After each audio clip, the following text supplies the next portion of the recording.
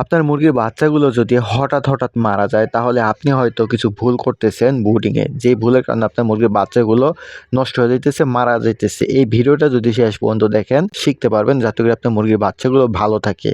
অনেক খামারি অভিযোগ করেন খাবার দিছি তবুও বাচ্চা মারা যায়।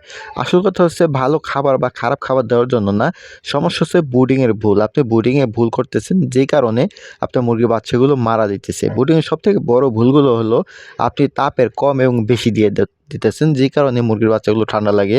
বাতাস ঢোকার যে রাস্তাটা সেটা আপনি খোলা রাখেছেন যেই কারণে ঠান্ডা বাতাস প্রবেশ করে মুরগির বাচ্চা ঠান্ডা লাগে, এবং মেজের লিটারটা সেটা ঠান্ডা স্যাঁতসেঁতে বা ভিজা থাকে যে কারণে মুরগি ঠান্ডা লাগে। আর মুরগির বাচ্চা মারা যাওয়ার প্রধান কারণই হলো এই ঠান্ডা লাগলেই মুরগির বাচ্চা ঝিমিয়ে থাকবে, খাবার খাবে না, দুর্বল হয়ে যাবে, হা করে নিঃশ্বাস নেবে, অবশেষে বাচ্চাগুলো মারা যাবে। এখন আপনি ঠান্ডা থেকে যদি মুরগিকে বা মুরগির বাচ্চাগুলোকে সুস্থ রাখতে চান তাহলে অবশ্যই আপনাকে যেই ভুলগুলোর কথা বললাম সেগুলো অবশ্যই আপনাকে মেনে চলতে হবে। যেই ম্যানেজমেন্টগুলো ভালো রাখতে হবে, সঠিক তাপ দিতে হবে। সঠিক তাপ দিবেন কিভাবে বা বুঝবেন কিভাবে? আপনি চাইলে একটা ছোট থার্মোমিটার কিনে নিতে পারেন।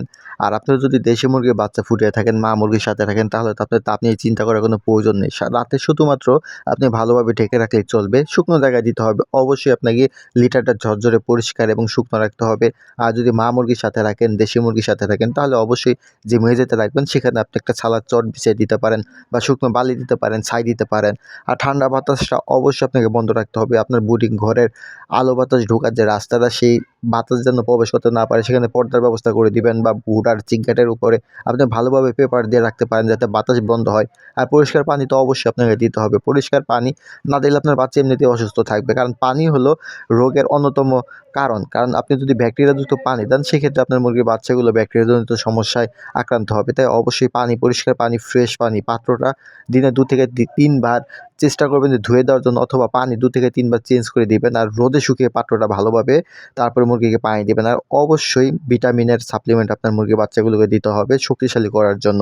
এই কয়েকটি বিষয় যদি আপনি মেনে চলেন, ইনশাআল্লাহ আপনার মুরগির বাচ্চা মারা যাওয়া বন্ধ হবে।